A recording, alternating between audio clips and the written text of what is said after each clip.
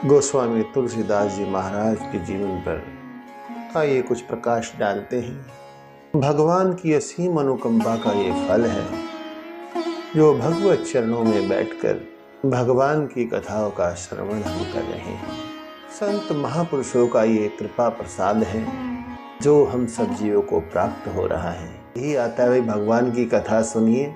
लेकिन वस्तुतः भगवान की कथा के अंदर जो चरित्र होते हैं वो ज़्यादा भक्तों के होते हैं। अब जैसे हम श्री राम कथा को प्रारंभ करने जा रहे हैं तो सबसे पहले हमें गोस्वामी तुलसीदास जी के चरित्र पर प्रकाश डालना होगा, उसे सुनना होगा, ग्रहण करना होगा। बाबा गोस्वामी तुलसीदास जी का जो जन्म है वह संवत 1554 में श्रावण शुक्ल सप्तमी में शनिवार के दिन संध्या के समय सरयू पारण पाराशर गोत्रीय ब्राह्मण वंश में आत्मराम दुबे जी और माता श्रीमती तुलसी देवी जी के पावन कोख से तुलसी बाबा का प्राकट्य हुआ।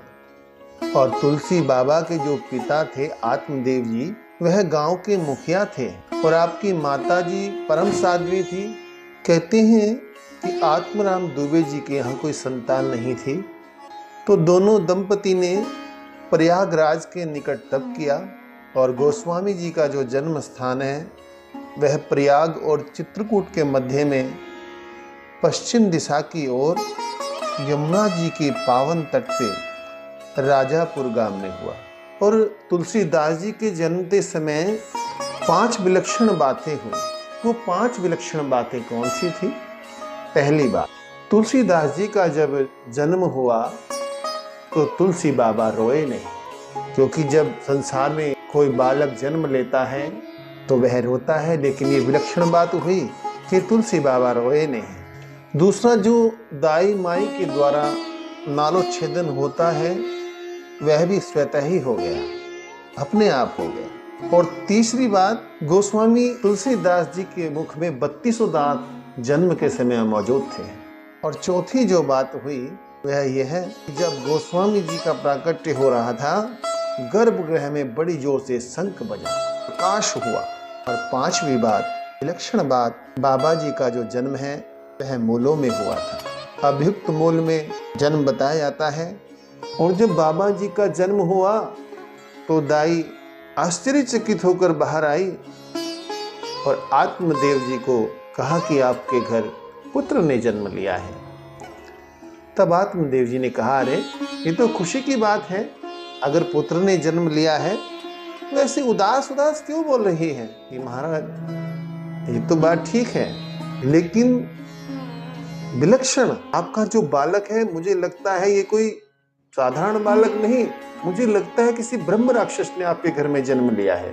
तब उसने सारी बात बतलाई। आत्मदेव दुबे जी ने ब्राह्मणों को बुलाया, विद्वानों को बुलाया, विचार करने लगे क्या किया जाए। ब्राह्मणों ने कहा कि ठीक है, 2-4 दिन देख लीजिएगा, और वैसे तो ऐसे बालक का जन्म होना शुभ नहीं माना जाता और पिता को उसका मुख भी नहीं देखना चाहिए।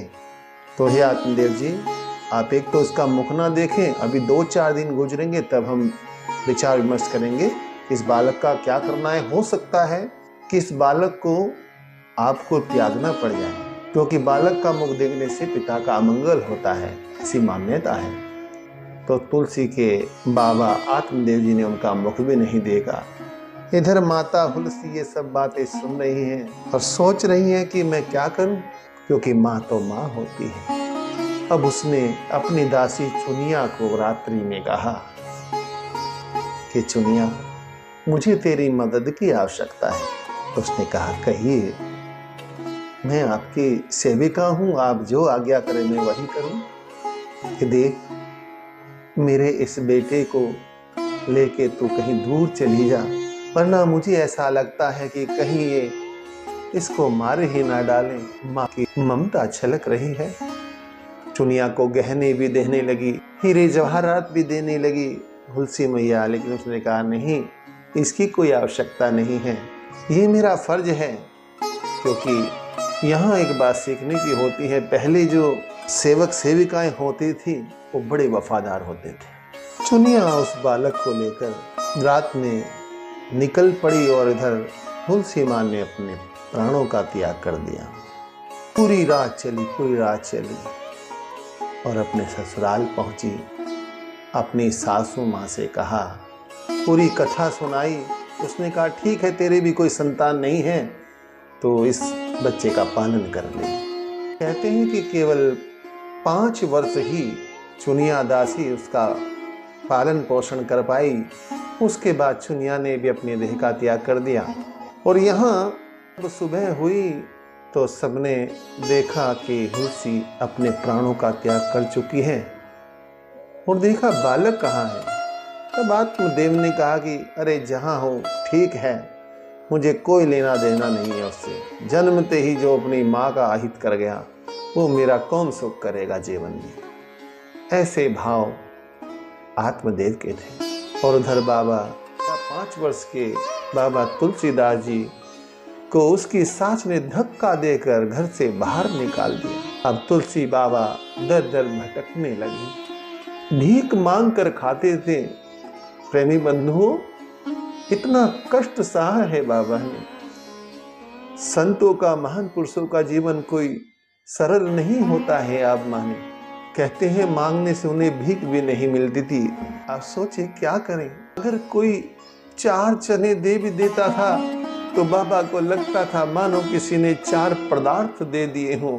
धर्म, अर्थ, काम, मोक्ष, ऐसा भाव आता था मन के अंदर।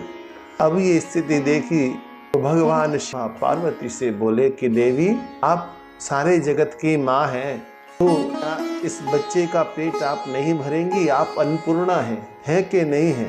पार्वती माँ ने कहा, वो तो हूँ, तो जाओ अब इसका भरण पोषण करो। तब कहते हैं कि माँ पार्वती एक स्त्री का रूप धारण करके बाबा तुलसीदास जी को उन्होंने आवाज लगाई, वत्स। आज चुनिया के बाद पहली बार किसी ने बाबा को वत्स कहकर पुकारा। उसी आवाज की ओर दौड़ पड़े बाबा तुलसी और आंचल पकड़ लिया माँ पार्वती का। कहा कि आप मेरी माँ है ना? हाँ। अब बताइए पार्वती जी कैसे मना कर सकती हैं, इनकार कैसे कर सकती हूँ? तो जगत की माँ है। माँ पार्वती बोली, हाँ बेटा, मैं तेरी माँ हूँ, क्योंकि मुझे चुनिया कहती थी कि मेरी माँ भगवान के पास है। आप भगवान के पास से आई हो ना? माँ ने कहा, हाँ बेटा, मैं भगवान के पास से आई हूँ। इस प्रकार बाबा तुलसी जी को वह दिव्य खीर खिलाई। उधर तृप्त हुआ और कहा, मैया कल फिर आओगी ना? माँ पार्वती ने कहा, हाँ बेटा, मैं कल भी आऊंगी। और कहती हैं बंधुओं, भगवान शिव की आज्ञा से माँ पार्वती ने आगे उनका भरण पोषण किया। अब ये बात गांव वालों को भी पता चली। मालूम हुआ कि भाई कोई स्त्री आती है और तुलसी बाबा को ऐसे भोजन करा के चली जाती है। इस बात पर भी उन मूर्खों को विरोध हुआ कि भाई ये तो गलत बात है कि हमारे नगर में कोई औरत आती है बाहर से और तुलसी का पेट भर के चली जाती है। तब माँ ने कहा, बाबा अब तो आप ही देखिए क्या करना है, वहाँ विरोध कर रहे हैं लोग मेरा जाने से। भोले बाबा ने कहा, देवी आप चिंता न करें, इसके आगे की व्यवस्था हम निश्चित करेंगे। यद्यपि सारी व्यवस्था ही बाबा के हाथ में है। तो ऐसे बाबा का ये जीवन ये चल रहा है, जीवन निर्वाह कर रहे हैं। तो यहाँ तक का जो गोस्वामी तुलसीदास जी का चरित्र है, 5 विलक्षण बातें बाबा के जन्मते समय हुई।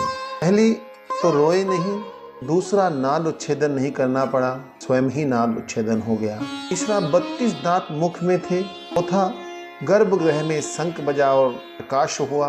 और 5वां गोस्वामी तुलसीदास जी पैदा हुए तो उनके मुख से राम शब्द निकला, राम। यहाँ तक का माँ पार्वती ने बाबा को खाना खिलाती थी माँ पार्वती और फिर चली जाती थी।